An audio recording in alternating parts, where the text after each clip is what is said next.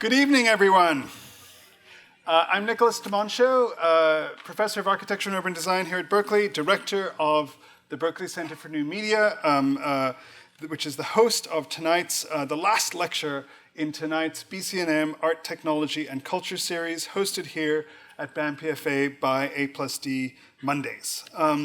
In the last 18 months alone, BC&M's guests in this room have included Angela Davis, Roxane Gay, Nydia Okorafor, Kim Stanley Robinson, Nicholas Negroponte, artist Moyeshin Alahari, Ian Chang, and Chico McMurtry, hosted with the Department of Art Practice, and Quartz Editor-in-Chief Kevin Delaney, hosted with the Graduate School of Journalism. Particularly as I step down at the end of this academic year as the director of the Center for New Media, I rejoice in the way in which this roster reflects all of my colleagues and our students' curiosity, interest, obsessions, and ambitions at the intersection of art, technology, culture, and society, and our enduring goal of creating and sustaining such a space within this great university. I would like to extend particular thanks to Laura Wolf and Laurie McPhee, as well as our colleagues at Art and Design Mondays, Massimo Piacone, Sarah Fullerton, and of course, Associate Vice Chancellor for the Arts and Design, Shannon Jackson, whose office supports the staging of these events in this wonderful BAMPFA theater and helps sustain and connect a larger essential conversation about the arts and design across this campus. I would like to thank also my successor in the role as BC&M Director, Abigail de Kosnik, whose collaboration and engagement this spring makes me supremely confident in the future of all things BC&M and mirrors and expands the generosity shown to me by my predecessor, Greg Niemeyer. Along with ATC founder Ken Goldberg, who's helping to lead next year's series on the theme of robo-exoticism, I know I leave this stage in very good hands. I cannot think of a better way to conclude my direct involvement with this lecture series over the last 3 years than with tonight's conversation with my friend Adam Savage, nor a guest whose own person contains all the threads of art, technology, and culture that we seek to advance here. Adam started a career in acting as a teenager, but became obsessed with making things instead. This led to a career as a model builder and effects artist for films such as Galaxy Quest, Star Wars Episode I, Star Wars Episode II, The Matrix Reloaded, Matrix Revolutions, Bicentennial Man, and many others. In 2002, Adam and his longtime collaborator in prop making and robot wars, Jamie Heineman, filmed 3 trial episodes of what would become the cultural phenomenon of Mythbusters. Adam's recent projects include the astonishingly successful YouTube channel and website Tested, a font of serious and playful knowledge about making and imagination, the series Mythbusters Jr., and a new show, Savage Builds. Throughout it all, Adam's immense natural resource is his curiosity, energy, generosity, and deeply held obsessions. Let me share here a great line from Adam's amazing new book, Every Tool is a Hammer. Quote, "Obsession is the gravity of making. It moves things, binds them together, and gives them structure." This is a book on Amazon, by the way, that alongside its image suggests you buy with it not just a bunch of other books, but also 3M 05096 Acryl Green Spot Putty.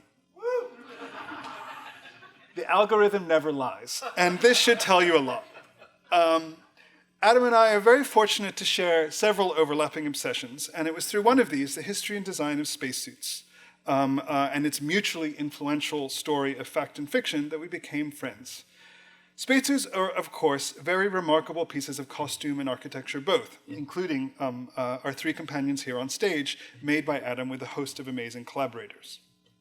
As I was delighted to explain on one of Tested's great shows last week, Ariel Waldman's Off-World, spacesuit is a word whose history is particularly revealing. The capital S space as its head was first coined by John Milton in Paradise Lost as the space between worlds, home to gods and angels. In the early 20th century, space took on another meaning across many disciplines, the line above the Earth where we need technology to survive. 100 kilometers for rocket scientists, but a mere 37,000 feet for doctors. Here's all the semantics of space travel made clear, the place where technology makes us something more than merely human.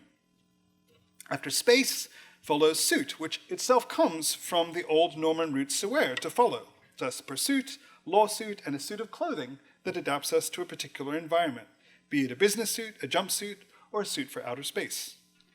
Far more than a spacecraft or space station, it is the spacesuit that most transforms a human body, almost more than any other costume can. The word entered common usage to describe one of the suits here tonight, the Mercury spacesuit, whose silver coating was influenced far more by science fiction than by function, but which paved the way for a remarkable history that followed. As we've been exploring in the year-long studio here at Berkeley on science fiction and California's future, the iconography of space shows us that the territory of speculation and the territory of action are never quite as far apart as we think. Indeed, digging into the history and possibilities of our speculations about the future, so many of them, and not incidentally grounded here in the great state of California, is serious fun, in both senses of the phrase. Now, Adam grew up in New York and studied there, but one can only really imagine him here, in the technocultural ferment of this place, rejoicing in all the overlaps, opportunities, and obsessions that this place allows us to engage. Between cameos in Blade Runner 2049 and constructing a laser tag dogfight systems for Peter Jackson's fleet of World War I warplanes, we are particularly privileged that Adam has made time for us here at Berkeley tonight. Please join me in welcoming him to our stage.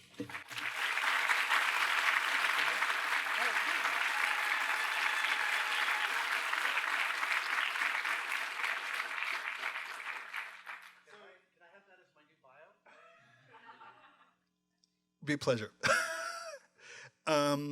So this is a conversation partly between Adam and myself, but really between both of us and all of you. So you either picked up a index card on the way in, or raise your hand, and someone will bring one to you, and then these index cards will make them up to the stage, and I will parse them, and we will all talk about this stuff together.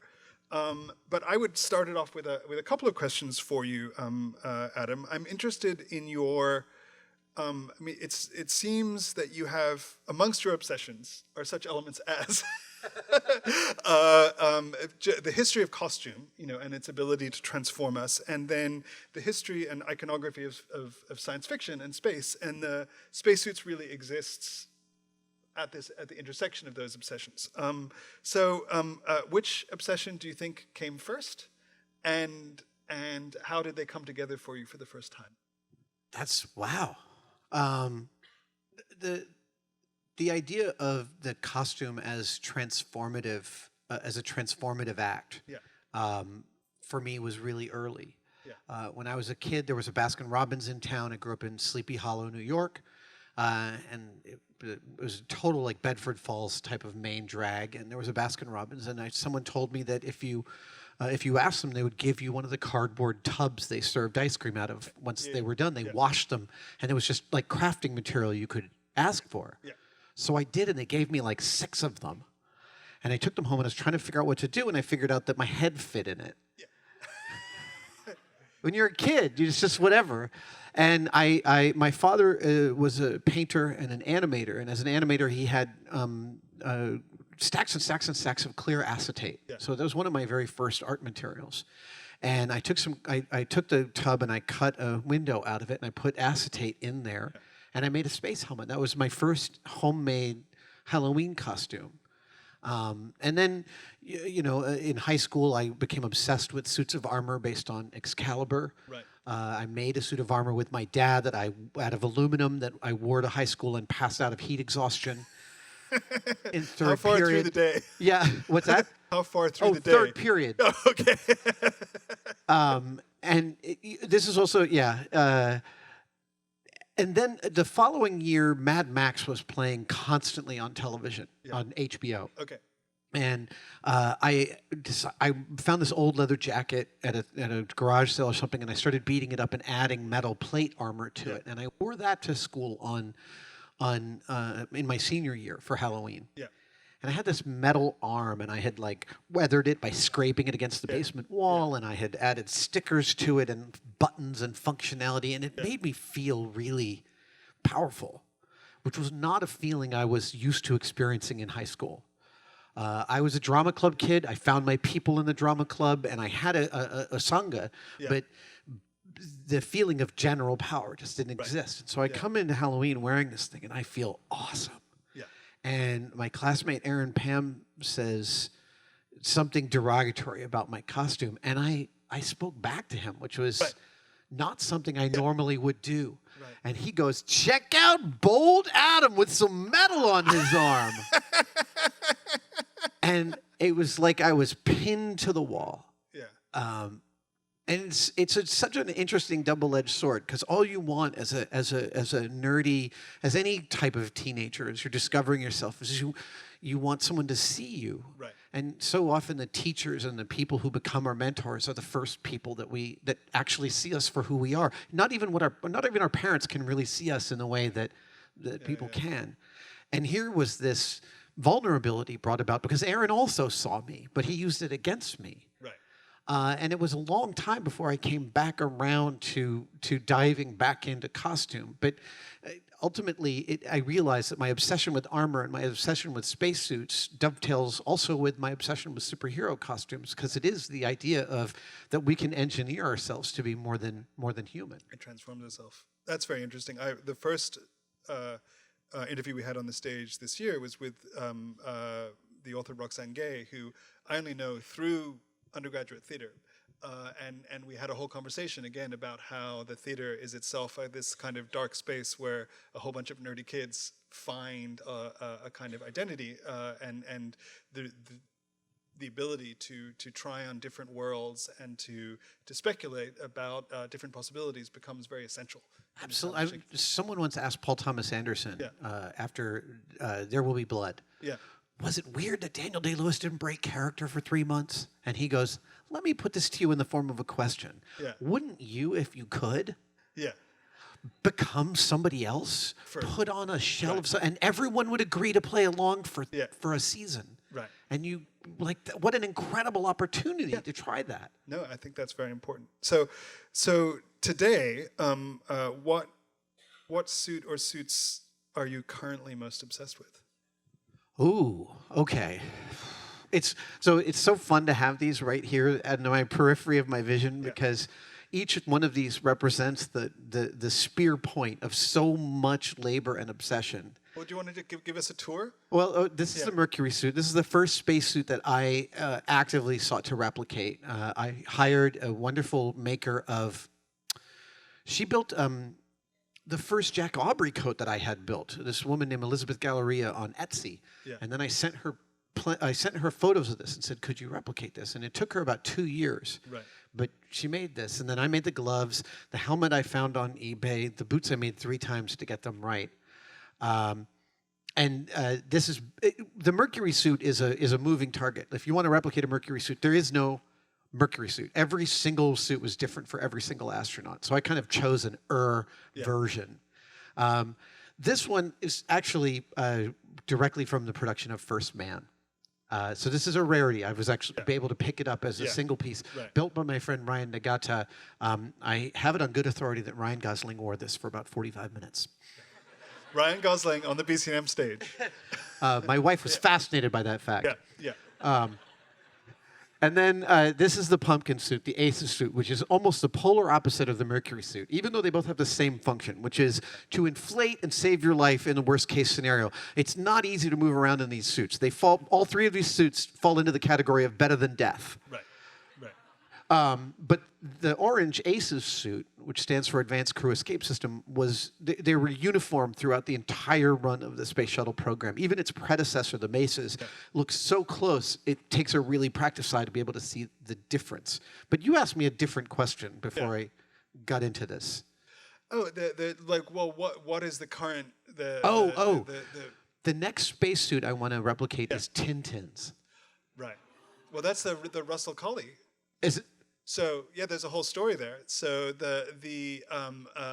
so I should explain. So I spent 10 years of my life writing a history of the Apollo spacesuit. So this is like I'm afraid you've come to a very particular kind of geek convention between the But so the Tintin suit is a really interesting example about how the line between science fiction and science fact, which we sort of grow up thinking, oh, there's science fiction over there, and then there's serious, like, is that's just not true at all. And so a really hilarious example is here, and then I'll explain the Tintin suit. But the Mercury suit was never designed for something you went outside the spacecraft in. It was what they called a get-me-down quick suit, or something that used an O blank suit. But it's like when in any above 37,000 feet, which is the altitude where blood where water boils at body temperature, the Armstrong limit. Yeah, the Armstrong line, exactly. You need some kind of pressurized vessel around your body to survive, or sometimes a mechanical pressure. And so the high altitude, beginning in the Second World War, in order to fly at higher altitudes to bomb, they needed pressurized capsules. But then, as an emergency backup, these suits, which would inflate like a basketball, and you'd be almost totally immobile in them, but they would keep you alive. And so they had a whole bunch of dark green suits. But when they were Eisenhower was particularly insistent on the fact that the U.S. space program appeared to be, even though they were literally riding nuclear missiles into orbit, with capsules in the place of the warhead, he wanted it all to appear very civilian, and for that reason, and also for PR reasons, they made the suit silver. But it was literally just a spray-on coating. If you took a real Mercury suit and you started scratching away at it, you'd get to military green, like very many museums which have Mercury suits in their collection, they're deteriorating back to green. Right. Whereas for the Gemini suit, which is the first EVA suit, they realized that wearing a silver suit in the unprotected, outside the Earth's atmosphere with the full rays of the sun on it would be, I usually say it would be something like wearing a disco ball in a tanning salon. Like, you would just be so dazzled by the thing that you were wearing and so you need something that can reflect all that energy but diffuse it as well. So the suits became white. But then within like a month down on Earth, and I tracked this in advertisements, all of like Buck Rogers' clothing went from silver to white. Wow. Because it was like suddenly white became and then when Kubrick does 2001, everything is white, because white became the color that was associated with space. But the Tintin suit, so Russell Colley, who's the father of the modern spacesuit, he was the engineer who Wiley Post got to make the I very didn't first realize that. Okay. suit. He was working for B.F. Goodrich, and so Wiley Post was this amazing World War, in between the wars, interwar aviator who set all these records for flying higher and further. And he flew so high that he would fly until his eyes bled with the loss of pressure, and then he would go down a bit, and then he would go up again, and then he would go down a bit, and then finally... Now we use gauges. Yeah. Finally, he got sick of that, and he asked this. He went to friends at B.F. Goodrich. He said, "I want you to make me a tire in the shape of a man." So, and then Russell Colley was the engineer who got tasked with doing this, and he made a suit which Adam made an amazing reproduction of, like the deepest of deepest cuts of spacesuits. And then he, after that, unfortunately, Wiley Post died along with Will Rogers in a seaplane accident in Alaska. Because it turns out it's really dangerous to take off on still water. Yeah. The lack of the water pressure will hold onto the plane, and they got to speed and plowed right into the Anyway, so pressure suits were dropped for a while, but then as planes got higher, they studied them more and more, and they wanted a pressure suit in which there was some kind of mobility, because it really is like a hard, superinflated basketball. And so Russell Colley, in his garden, noticed these tomato worms who had segmented bodies, and he saw how the segmented bodies allowed the tomato worms to sort of make their bodies move in different contortions without changing volume, because the segments meant that the outside of the segment could get larger, the inside of the segment could get bigger, but the overall volume doesn't change. And so then under Navy contracts in the Second World War, they prototyped segmented suits. With a convolute, which were classified until 1948. And then there was a big spread in Life magazine in 1948 that showed all of these suit designs that had been worked on and were classified during the Second World War. And that spread was literally pinned up above Hergé's drafting table so if you're making a Hergé Tintin suit, you're actually making a Russell Colley Navy suit. That's so cool. Yeah. After working so hard to replicate this one, and I have many friends now who've worn one of these in space, and having done the deep cut of Wiley Post last year, I thought, okay, well, let me go to just total fiction. Right. And I started out by getting inspired by Mobius's spacesuits, because they populate the background of every one of his comic book stories, and some of them, with the tiniest amount of detail, communicate so much design. Yeah. And I still plan to do that one day. Yeah. But I realized that I had this Tintin figure in my spacesuit shelf, and I really dug in. I thought, oh, I can do this out of additive foam for probably like a few $100s, a really inexpensive build. And so I bought 2 huge acrylic blown spheres, 2 different sizes, because I wasn't sure which size will work. Yeah, that's so funny. When I did my spacesuit book, it had 290 illustrations. The reason it could have so many is that NASA illustrations are free of copyright. So I was like, hey, but one of the only illustrations I paid a lot of money for was on a marché sous la lune, and my assistant was like, do we want it in French or in English? I'm like, we definitely want it in French. But that strip, it came out when it was in a strip. It came out in almost like a month after that Life magazine spread came out. Wow. And then it was turned into a book in '52. It's such a beautiful suit. Yeah. Do we have questions from the audience? Let's pick this up. In the meantime, I wanted to ask a different kind of question in terms of all of the enormous effort and intelligence you've put into these suit reproductions, which is, God forbid, I'm like knocking on wood, the shop is burning down, and you can grab one. One suit? Yeah.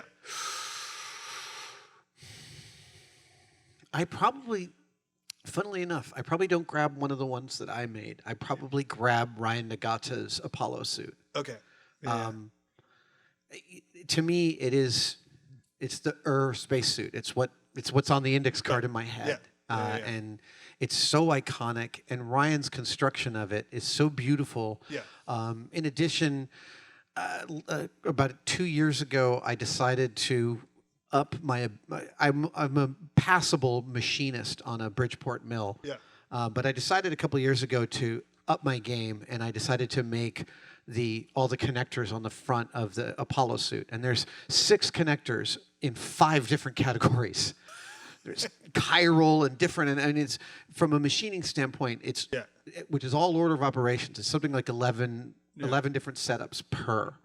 And it was, I did them all in about a 14-hour period. Wow. And then I had them anodized. And it was the first time I'd ever machined something and then sent it out and had it anodized. Right. And that felt like graduating to me. So those on the front of the suit are my little contribution to Ryan's incredible work. And then in addition to that, on it is a helmet that I found at a junk shop in Chicago that actually turns out to be cast from a NASA original. Oh, wow. Because it was made by Chris Gilman at Global Effects. And it has a visor that is actually plated in 24 karat gold, like the real visors are. So from a color, shape, and layout perspective, it's the perfect spacesuit as far as I'm concerned. I wear it every chance I get. It's the second most, that photograph of Buzz Aldrin on the surface of the moon, second most reproduced photograph in history. Now I want to know what the first one is. The whole Earth. The what? The whole Earth. Another Apollo image. Right, yes. Stuart Brand's, yes. Yeah. So anyway, it was the first spacesuit really meant to live and work in, and not just to survive in, until you could. It is also a bucket list of mine to get into a real spacesuit. Right. Not necessarily to go to space, although I tell everyone I know at NASA that I do want to be an early civilian ambassador to space, so please send me. I don't have $20 million. I don't have anything close to that, so someone's going to have to foot the bill. I'm hoping it'll be a large government. I think there needs to be I'm pulling for some kind of, that 1% for art that they have on federal buildings. I think they should have a 1% for art on commercial spaceflight. Indeed. I gave a talk in December at Blue Origin, and they were like, if you were to help us with something, what would you like? And I'm like, spacesuits, and I want to go to space. Yeah. Why settle for a paperweight? Right. Okay, we're going to ask some questions from the audience. So this is a great question from which is the process of building suits that are quote unquote real versus suits like the alien suit. How is that process different? Do you think differently about like veracity or? That's accuracy? funny, because my alien suit, as far as a replica, is far closer to the original than any of these are. Right. Right, because it's made of all the same simple materials like resin and metal. The process is always one of how I want the simulacra to convince me. So I am the judge and jury of what I think is far enough. There are, I was one of the people helping supply the early R2-D2 Builders Club. With some of the dimensions of R2 from Industrial Light and Magic, like anonymously uploading R2 measurements. And there are plenty of R2 builders, and I ended up building my own R2-D2, and there are plenty of R2 builders, I'd say almost most of them, whose R2s are far more precisely built than mine. But mine convinces me.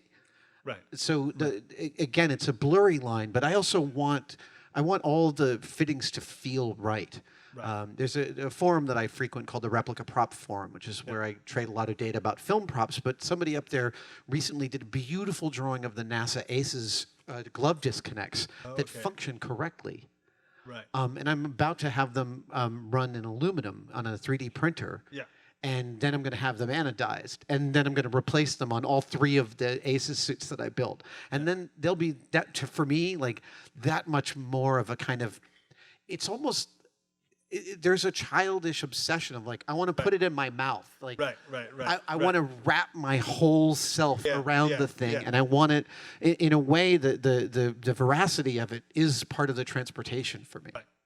So, like, when I first got the Mercury suit from Elizabeth, all the white fabric on it was bright white because it was brand new. And I just immediately threw it on the island in my kitchen and just started pouring coffee on it. To bring it down and age it, and that's often my favorite part is showing giving it a patina. Well, I mean the weathering. I mean you gave a wonderful presentation to my students. Architects always make models as if the building's just opened, nothing is ever broken, on architecture models. Whereas the whole point about props and stuff in films is they have to look real, which often involves this process of weathering and. Well, that's funny because every now and then I notice architecture a lot. So I'll be noticing a building with like a concrete side and then some metal detail, and then I'll notice these big drips coming out of it, and I'm always thinking, I bet they didn't plan for that. It's totally by design. Totally by design. So here's a great question. I mean, maybe we should talk about obsessions a little bit more and finding your way, because your path has not been direct through all of this, and yet I feel like there have been some, yet you're doing exactly the same thing you were doing when you put a Baskin Robbins, and so especially since most of our audience tonight is students, Berkeley students, maybe it would be great to expand for a moment from how do you keep doing exactly the same thing, which is making spacesuits, but manage to do all these other things along the way.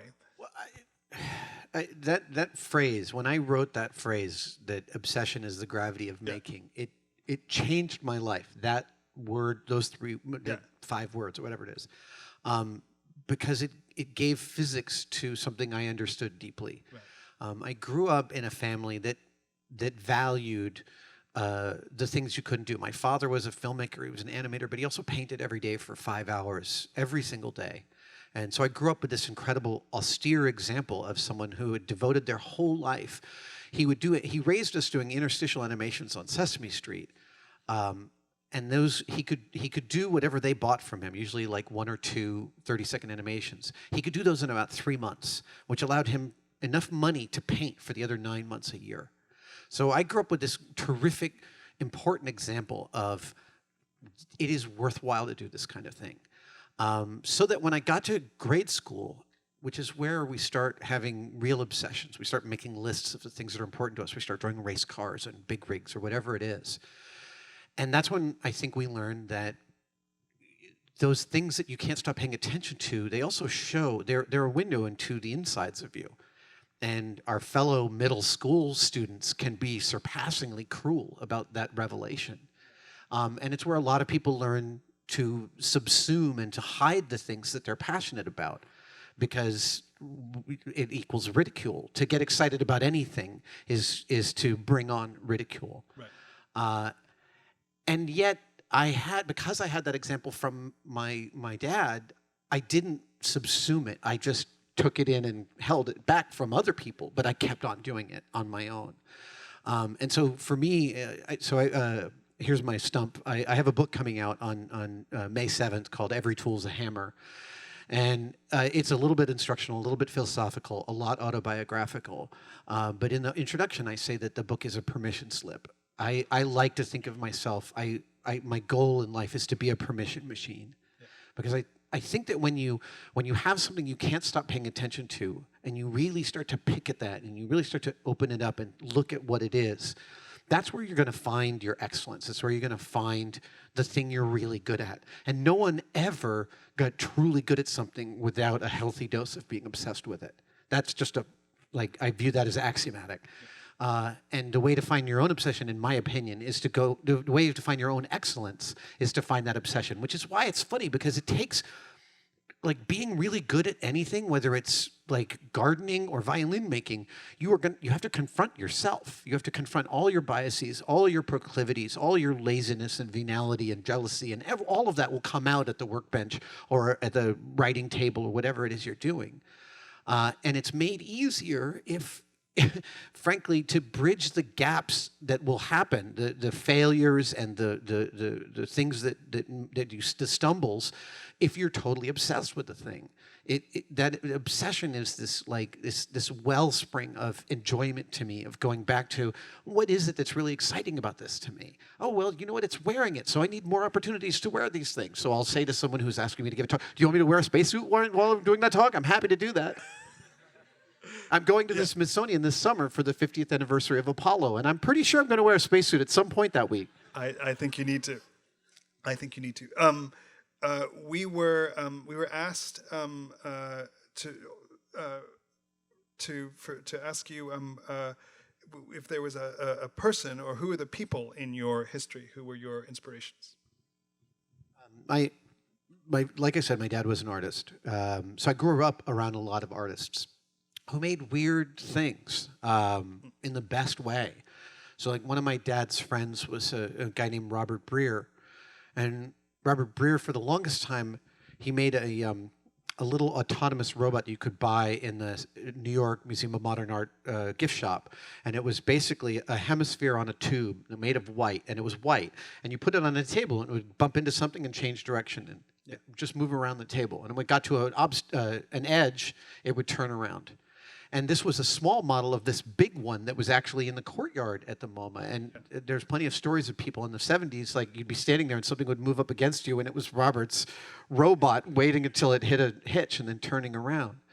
And I remember as a kid, we visited Robert's studio, and there are two things about him that really blew my mind. One was that he had made a bird of paradise flower using only kids' sand tools.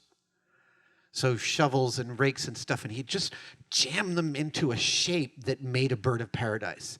There was no artifice to it, except it was all artifice. It was the seeing the shapes inside the shapes. And the other one was, at one point, I got my allowance on Saturday mornings, and every Saturday morning, about a second after I got my allowance, I asked to be taken to the toy store. And one Saturday morning, Robert was staying with us, and so my dad and Robert and I went to the toy store, and Robert was the first adult I saw buy toys because he thought they would be fun. Right. And I was like, that is radical. Yeah.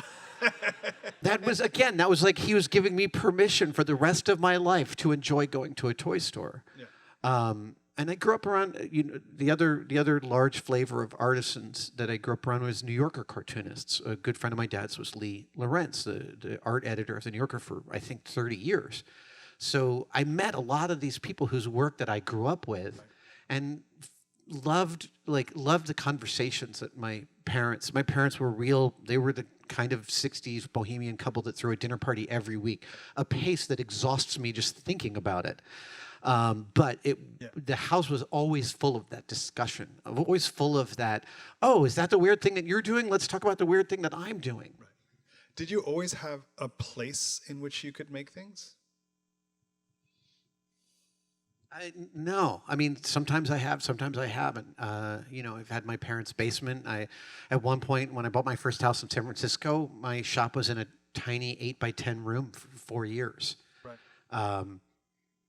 And I've gone without a shop for periods of a time. When my landlord found my illegal shop, I had to shut it down for a year.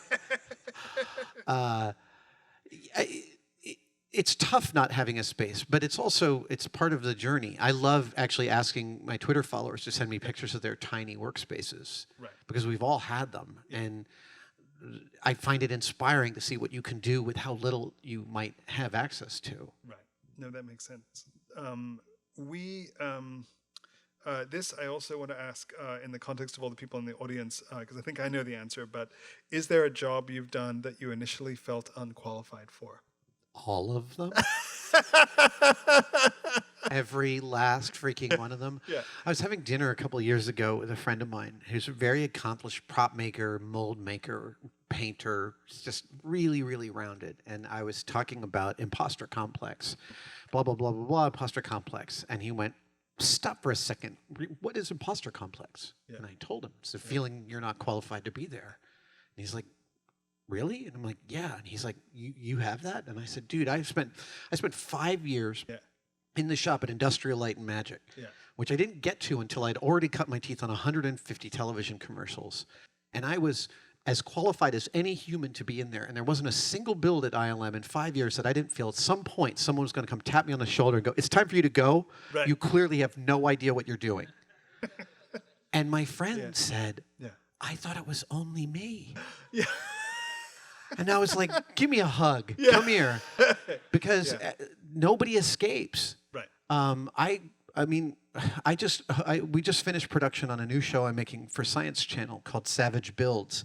And frankly, stepping into day one of production of that, I was like, oh my God, I've never hosted a show on my own before. I've always had Jamie to cooperate with or rail against. I've always had a board, something, a reflection. And I didn't feel qualified for that. Yeah. So, that's feeling qualified is overrated. Right. No, one of the most reassuring things I ever heard on the radio was Paul McCartney interviewed about his imposter syndrome, and he's like, "Oh yeah, I just think they're going to come in any second and take it all away." I'm like, okay. The thing is when you're in the flow, it feels so good. It feels so awesome, and then you'll hit a stumble. Yeah. You'll hit some blockage, and you feel so surpassingly crappy about it. Yeah. Yeah. And you internalize that because you want this thing to work, and you can't figure out why it's not working, and you can't find the pathway to get it to work, and you feel so lost. And it's really lonely. Yeah. And again, nobody escapes from that feeling. I learned at a certain point at ILM that, this is just part of the process. Right. It's actually like when I give talks that I have carefully constructed, because I give many different kinds of talks. At Maker Faire, it's always off the cuff. I want it feeling raw. Yeah. But I spoke at TED. I memorized it until I forgot it, until it felt totally genuine. Yeah. And about 90 seconds into that TED talk, my brain went, you're a little ahead of yourself. Yeah. You're a little ahead of the material, and you're not landing on it. And then another part of my brain sits a little bit higher, went, you're always ahead at 90 seconds. Relax a little bit. Right. Right. Like, this is part of the process. Yeah. The watcher watching the watcher watching me. Right. Right. So this is a good segue from that back to the world of things, which is someone asks, what is your favorite thing you've made, and then also the least favorite? The least favorite is a job I screwed up so badly, I can't believe they paid me for it. When the new ballpark opened in San Francisco, Old Navy wanted all their windows to reflect the ballpark, and so they wanted a ball pitching over a fence every 10 seconds. Okay. A ball pitching over a fence, and the fence was only 8 feet away. Yeah. And apparently everyone in town had turned down this job, which did not somehow warn me away from this job. And I started doing it. Now I know that when you hurl a spherical object below a certain threshold speed, its trajectory cannot be predicted with reliability. It can be predicted with a 99% reliability, but with a ball that has to go over a fence every 10 seconds, that's a failure every 3.5 minutes. Right. And I spent 60 hours awake. I had 6-month-old twin boys, and my family was coming into town that weekend. And I've never like flamed out so significantly. I learned a lot on that job, and I could not believe it when they paid me in full at the end, because I was literally ready to negotiate for half. I was like, I might have screwed this job up, but I earned at least half of this money, because what you wanted wasn't possible. My favorite thing that I made is impossible to say. It's like my shop is one of my favorite things that I've made. It is an engine geared towards where my hands need to reach for things. And in fact, I'm suffering right now because I was in production for 5 months, and because we had a really low budget, we brought over my entire shop's worth of materials. So my shop was an empty room for 5 months, which was that. I didn't have a self-soothing place. And I won't make that mistake again. It's a moving target. It's always the next thing that I'm interested in. You know, I love building infrastructure in my shop. I love sorting drawers and making things right. I have to pause for a second because there's a face I recognize in the audience. George Coates? Is that you? Hi, George. So my gateway into theater after high school was George's Theater on McAllister in San Francisco in 1990. And that was where I learned about 80% of what I still know. Very good. Thank you, George. Thank you for coming.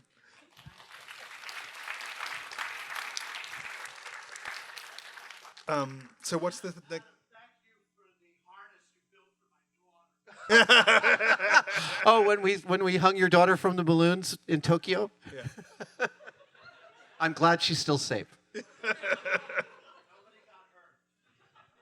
That's the goal.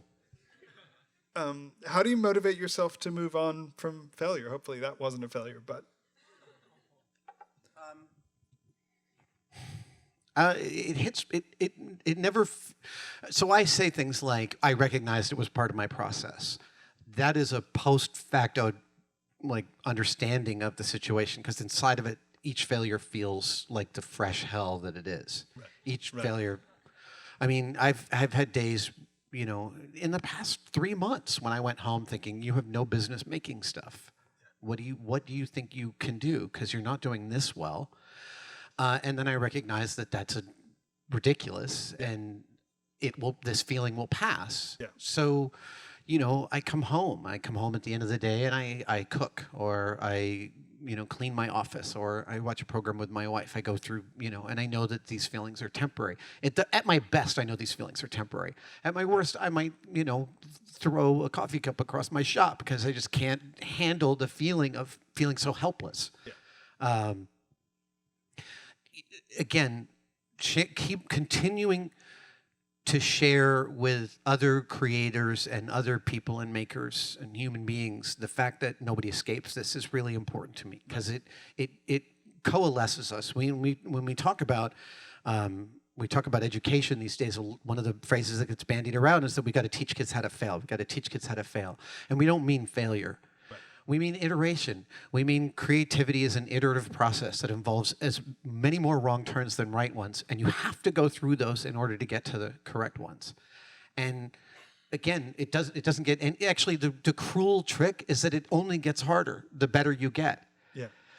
Because the better you get at anything, the more you're gonna try and go and push yourself and go internally and try and find what's the real thing. And you're going to you're going to go deeper, and going deeper is harder and harder. And it's much more complicated for me to make stuff now than when I was 10 years old. Right.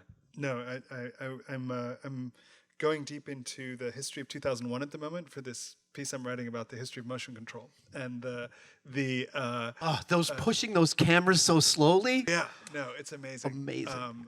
But very revealing that Stanley Kubrick would come home and say things like, "What the hell are you doing? you have no idea what you're doing. Like, this is ridiculous. Like, nobody will believe, and so, yeah. Here's a very local question, especially given the connections we're making across the stage.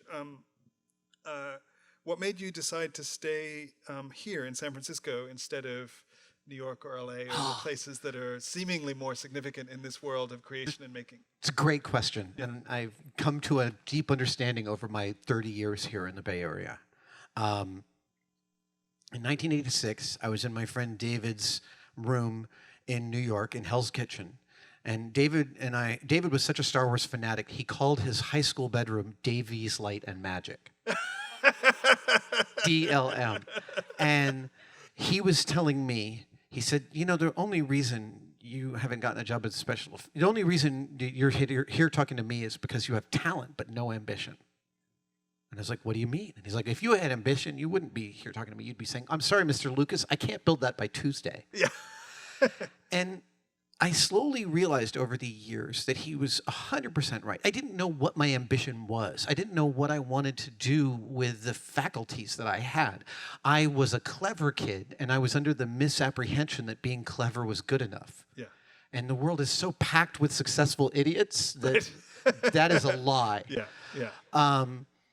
And so I came out to San Francisco in 1988, the very first time for my brother's wedding. And I remember coming, this is my Bay Area story. I came out of my hotel on Lombard and Gough, and I thought, this is the most beautiful city I've ever seen. And if you think it's pretty from there, you're in for a treat.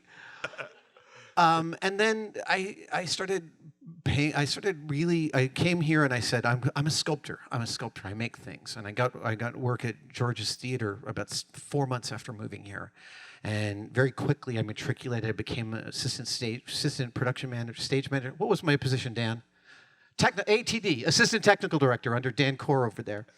And in that position, and also working for Chico McMurtry, I learned how to weld. I learned theater mechanics. I learned scenic painting from Chever Tate at the Opera House, and all of these amazing teachers. And I realized that, post facto, that New York and other cities like it, like Los Angeles, are cities for people who know what their ambition is.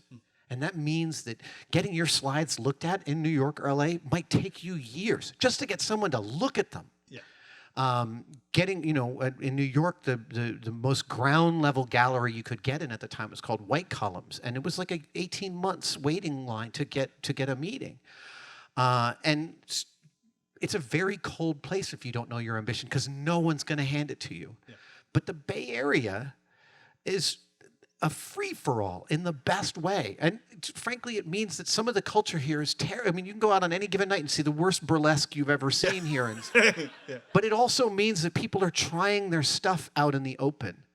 And that in and of itself is it's a beautiful thing. They're trying and they're failing and they're iterating and they're finding what they want to do. And that's exactly what I did. Yeah. Within 2 years of moving here, I'd been in something like 25 separate group shows with my sculpture. Yeah. I had built things I never imagined I could build. I'd learned rigging and all of these skills I still use on a daily basis.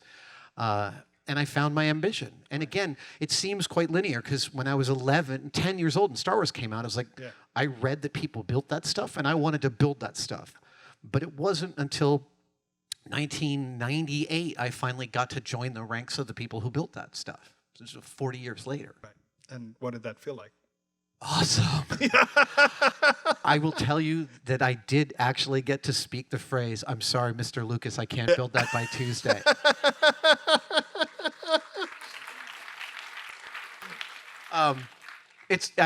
I delivered it Wednesday morning. Yeah. Yeah. It took an all-nighter. Right. Well, this I think relates in terms of bringing it full circle.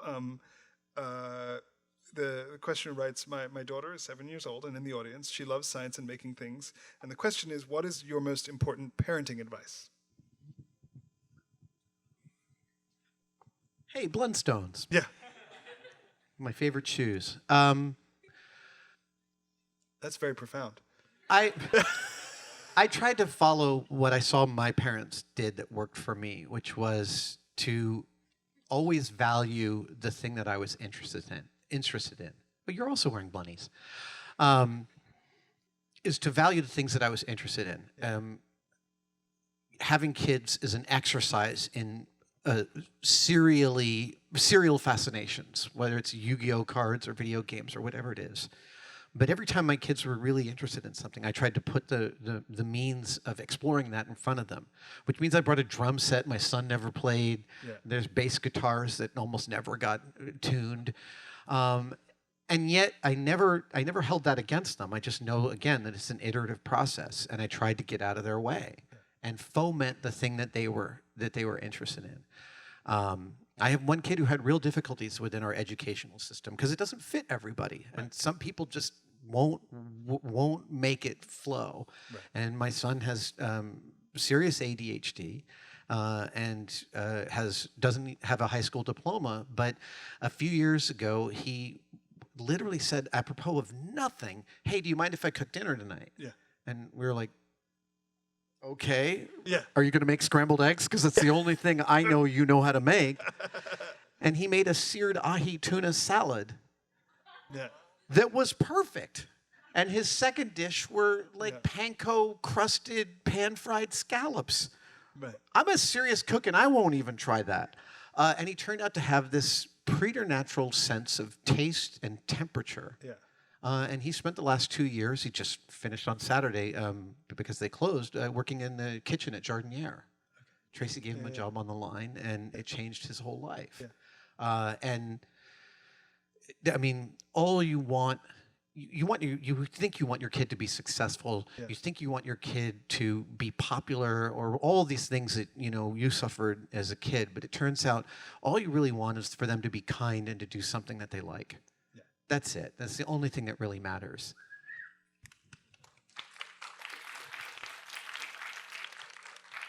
So I feel like... I mean, sorry. Yeah. I also want to say, like, one of the things I often bring up is...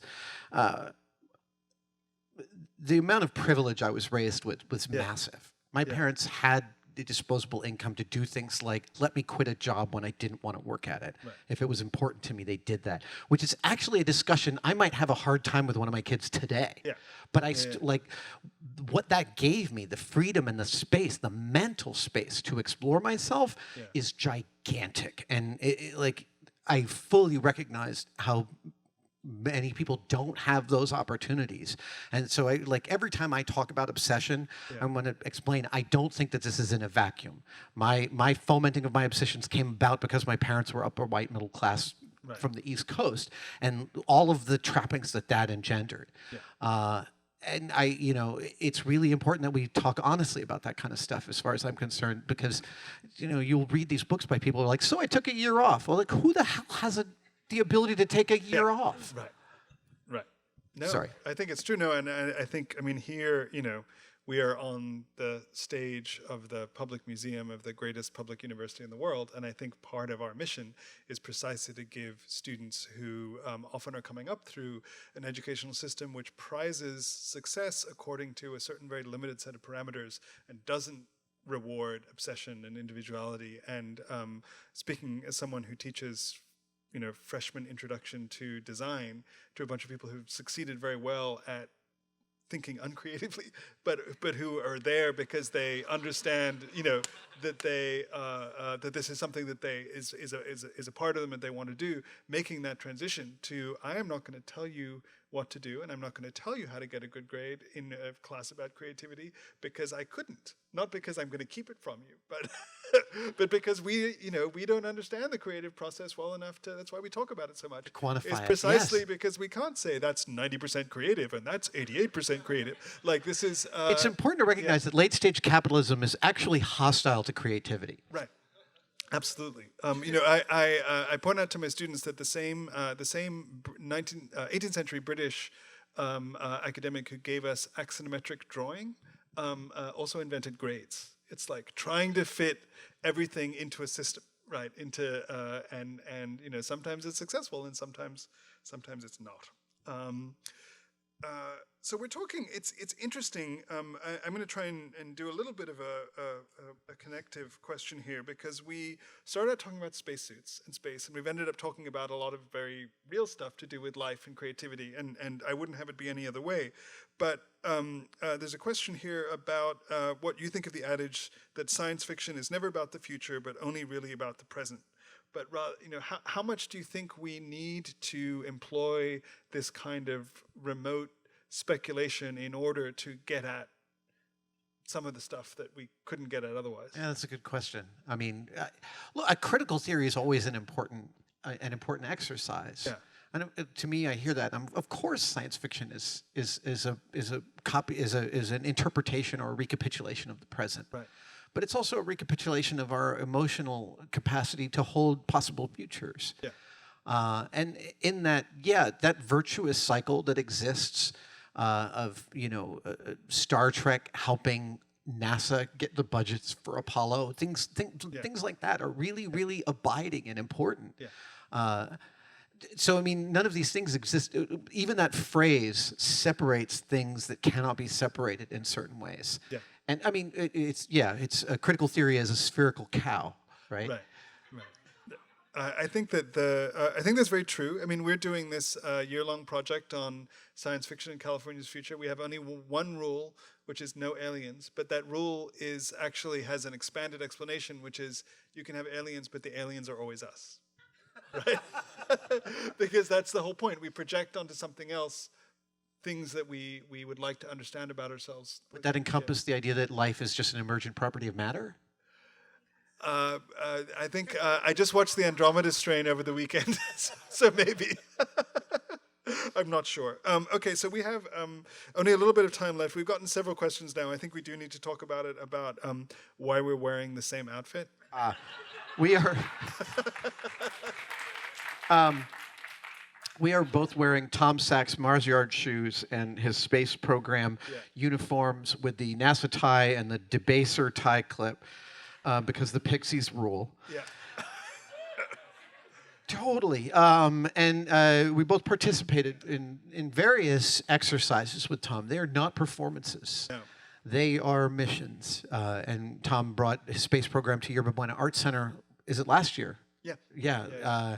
And it was some of the most fun I've had in a long time collaborating with other people simulating a Mars mission. And frankly, when I go home, I will loosen this tie, unbutton only the second button, slip this off, and put it on a hanger. Right. All as it is. This is one piece of clothing as far as I'm concerned. Yeah. It doesn't smell too bad. Yeah. I Febreze it. Yeah. But yeah, and Tom's work, if you don't know Tom's work, go look at Tom Sachs, S-A-C-H-S, because there's a way in which Tom's work is always talking about the childhood obsessions made flesh by an adult. He's as if a 10-year-old was given $1 million to build whatever they wanted. And his work, it's important to him that his work shows all the witness marks of its own construction on its sleeve in a way that beautiful objects do. So, to that, his work communicates directly to the dip in the metal stairs at Grand Central Station that show, a billion footpads over 150 years. Tom's work is endlessly inspiring to me, and luckily enough, a few years ago, I guess about a decade ago now, we became friends, and our wives still describe us as dating. Yeah. I mean, I think there's a particular. I see it in your in a lot of your work, and I definitely see it in Tom as well. This enthusiasm about embracing technology as a cultural artifact, and we see so much about what we were talking about earlier about the separation, the seeming separation between hard science and science fiction, between NASA and Star Trek, is an enormous need that we have to believe that somehow something that's delightful can't be related to something that's so serious or something. Well, and I came across an article that talked about how animal behaviorists are looking at the spider's web as a bona fide extension of its nervous system, and that there's utility within biology to thinking like that. And as soon as I read that, I'm like, oh yeah, no, having access literally to a blade. is an extension of my ability to parse the world. Yeah. Whether it's cutting open packages or slicing something or pulling a tag off or making something, the tools that I put in my hands they make me more than human. So they do to me the exact same thing that these do to the astronauts that wear them in space. The biological term, I believe, is niche formation, right? So you don't occupy a place in the world, you shape it, in evolutionary terms. And there is this whole, Arthur C. Clarke, before he wrote the script for 2001 with Stanley Kubrick, wrote, in 1962, wrote A History of Tools, a popular history of tools. I did not know that. I need to read this immediately. Yeah. Which is I'll send you the reference, but but that was the plot line of 2001, is this idea that and one of the lines from this history that Arthur C. Clarke said is it is a misconception to think that that man, and of course he said man shapes his tools. In fact, our tools shape us. On that vein, I want to talk a couple of short stories. One is about this amazing website called ClickSpring, which is a website by a clockmaker who lives in northern Australia who's been replicating the Antikythera mechanism. Okay. Yeah. And as he's been replicating it, he started out with detailed plans of it from the deep scans. Right. And he started making the gears triangular cut like the real ones. And then he started wondering, well, how would they have done this? Okay, well, they had access to carbonized steel and they could make their own so he made his own files. Yeah. And then a couple of the gears in the Antikythera mechanism are prime number gears. You might want to explain to the Antikythera mechanism. The Antikythera mechanism was found in a shipwreck in the Mediterranean. It's 2,500 years old. And it is a detailed clockwork calendar that can predict eclipses 100+ years in advance. And it predates the next gear that we know about by well over 1,000 years. Actually, if even more. It is an astounding artifact. And even more than that fact, as Chris has been unpacking it on his website, he's become almost more interested in the tools that they use to make it than the thing in and of itself. So he asked himself, how would they have made 153 tooth prime number gear? And so he then built a layout table that was a dividing head using pitch to glue his gears into the center. And he's gotten far enough in the build now where he shows where they placed this certain part of the escapement. Yeah. He's like, they didn't have to do it here. Yeah. They actually could have done it much more easily over here. Yeah. But the advantages they get from putting it over here are clear when you really know clockmaking. And all this is by way of saying, it's clear from its construction that it was a deeply mature technology. Right. This is not a one-off. No designer would have come up with this on the first pass. Right. A clockmaker can see all of this progression within this. And that leads to this other thing which I came across recently, which was a theoretical question posed by somebody which says, is it possible to know that we are the first advanced civilization within the history of our planet? And when you go back to Pangea and even before, to the one that happened before that, the amount of crushing and recirculating that has happened on the planet's surface means actually that it's impossible to say that with certainty. Well, and that to me gets me really, really excited. No, I mean, it's a huge misconception of history to think that we are at all smarter than anyone who came before us. Like you just said, I just spent 2 weeks with a whole bunch of World War I airplanes, and to think of these things as primitive is to be idiotic in your narrow-mindedness. They are some of the most advanced piece of magnificently tuned engineering that I have ever seen. And when Peter Jackson's airplane factory makes these planes, I said to them, oh, so you build everything to spec or above? And they said, no. We build everything to the exact specs on the blueprints because these were perfectly tuned systems built by the greatest engineers alive at the moment they were being built. And so if we replace some part of a fuel tube with carbon fiber, we end up putting stress on another part of the system that we can't predict. But these guys did, because in World War I, they went from 250 planes in 1914 to 25,000 in 1918. An iterative process of evolution of design that yielded these incredible, incredible things. Right. So, something that's amazing to think about aerospace history, when Lindbergh flew across the Atlantic, he dined with Wilbur Wright in Ohio. What? And then when Neil Armstrong walked on the moon, he and Michael Collins and Buzz Aldrin had lunch with Lindbergh. Wow. Right? So the amount of technological shift, from 1907 to 1969 is, it's almost as much as from 1969 to now. Do you think, especially given your fluency and currency with a lot of contemporary manufacturing materials, you were just showing me the eyeball, the 3D printed eyeball. Where do you think, where are you watching technological change right now, and where would you like it to change? And the question actually asks, I'll be very honest here because it's also something I suffer with, is hearing loss and hearing aids one of them?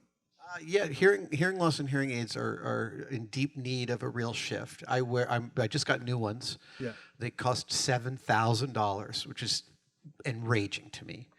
But they also have changed my life. Yeah. I've been wearing hearing aids now because of a congenital condition, not because of the explosions. Yeah. I always wear safety gear. So every time I get asked a question about the future, I'm like, well, first we have to make sure that we don't kill this thing we're riding on. Right. Yeah. Someone said, what do you think about life extension? And I said, I don't think that's the limiting factor anymore. Yeah. However, one of the reasons I do my website, one of the reasons I wrote this book, and one of the reasons I tell stories for a living is because I love encouraging people to follow their stories and to get creative and to search themselves for the things that they want to do. I sit on the board of Nation of Makers, which is an organization that seeks to help people open maker spaces with best practices of lowering a threshold to entry to be as close to zero as humanly possible, equalizing access for everybody, especially communities that don't have access like that. And to me, the stuff I get really excited about is rapid prototyping, which is very quickly becoming rapid manufacturing. Right. And to me, raising a generation of digital natives who know how to manipulate and use these tools means that there could be this really lovely future. So in the Victorian age, you either had a spoon you carved yourself, or pre-Victorian age, you had a spoon you carved yourself, or you bought one from an artisan, right? So there was only two ways about this. You ate with something spoon-shaped, or somebody expensively made you one. And everything was bespoke if you were rich. And then we had the industrial age where all of a sudden they're stamping out forks and everyone can have one. And now I feel like rapid manufacturing can bring us to an age where you are still able to buy the bespoke stuff that has been tuned for you and your existence, except that it was built for you by someone who's been answering the needs that you have. Right. So I love the idea that I won't get my, my iPhone 20 case from Apple, but I'll buy it from a kid down the street. Yeah. That it fits my pocket exactly, or it fits some need that I have for it exactly. But to me, it's imperative that we make that access possible for all kids. Like, there are maker spaces for every white kid who wants one. Yeah. But they're not getting into the neighborhoods that need them, and that's the most important thing, and that's the technology that gets me really excited. That sounds great. No, I blow my students' mind by reminding them that shoe sizes are less than 100 years old. Yes, left and right is less than 300 years old. So, you never, everything, and so the idea that we're entering into a future where everything is made for us is really important, especially if by us, we mean everybody. So.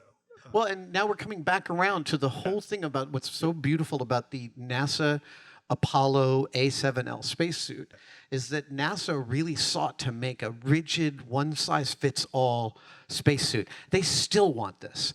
This is a key desire for an engineering company. They want an engineering solution.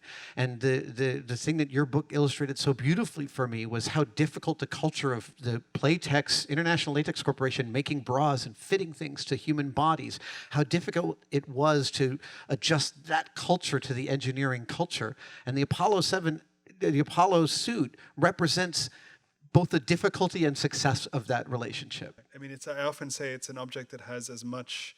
It was a literal interface, not just between the body and outer space, but between those systems of engineering and the way the body works. And it's a bit of both. I mean, it definitely, fits into both, but it's neither, And so that's this idea that we can somehow with some kind of magical, sensitive technology, adapt ourselves to any environments, including the environment of contemporary technology itself. But this comes back around. This wasn't necessarily what we were supposed to talk about, but let's see here.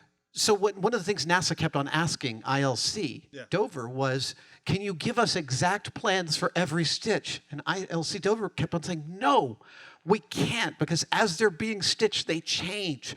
And just like the fact that scientists were able to show a superposition of two atoms so that two different observers had two different interpretations of the event and they were both correct, that there is no objective reality. Right. I mean, this is probably a really good point to end on, but I think that I think that the most beautiful thing, the part of my entire experience with spacesuits was interviewing a dozen seamstresses who worked on the original Apollo suits, and they were the most amazing craftswomen you would ever. I mean, sewing 21 layers of fabric to a 64th of an inch tolerance with no pins. Giant sewing machines. Just a regular Singer sewing machine. And the 64th of an inch tolerance was only one side of the seam. So doing that, and then the story that Adam is alluding to is the fact that because of the systems requirements, the engineering requirements of the Apollo program, which were enormous, they were contractually obliged to provide drawings of the suits, and they were like, we don't have drawings. We have patterns and we have knowledge in seamstresses' brains. And so they were like, but you've got to do this. And so in the end, the drawings were provided, but they had just hired a team of draftspeople and had them just dissect the suits. It's a plan for one suit. So it's a plan for one suit, but it's like, I often compare it, it's like a plan of a city. It's like it shows the complexity of something that is versus trying to forecast how you might assemble it, right? Yes. So I just want to thank all of you in the audience for coming out in the end of the end of the semester, the beginning of finals, a moment of great stress and opportunity for all of us here at Berkeley to a conversation that pretended it was about spacesuits, but I guess was about a lot of other wonderful things as well. But thank you all for coming and making this event. We are about to take Adam for the drink and dinner he deserves. So I would say you can take a distant selfie, but but we don't want to expend too much. Adam's also trying to make a red eye later this evening, so we want to keep him on schedule. But we are so grateful to you, Adam, for making the time in your insanely busy schedule. I can just say from observing it from between the podcast last week and tonight, I've gotten a little window in how many things you juggle, and so we are so grateful. My pleasure. This was great. I'm sorry. Can we just take one moment also to note that in addition to this being a fabulous talk with the great Adam Savage, who gave us clarity about the need for obsession and that there's no objective reality, which I think there's really no disputing from anyone in this audience. This is also just such a great event to end the entire series on, and an amazing public event to salute Nicholas de Monchaux's incredible tenure at Berkeley Center for New Media. Thank you for joining the Geek Convention. Thank you, Nicholas. Thank you, Shannon. You've made me blush. So my book, Every Tool's a Hammer, comes out on May 7th. You can pre-order it on Amazon. Yeah. My show, Savage Builds, premieres on Discovery Channel on June 12th. The first episode, we built a working suit of Iron Man armor out of 3D printed titanium, and it's bulletproof and it flies. I've seen the footage. So don't think that nothing is impossible.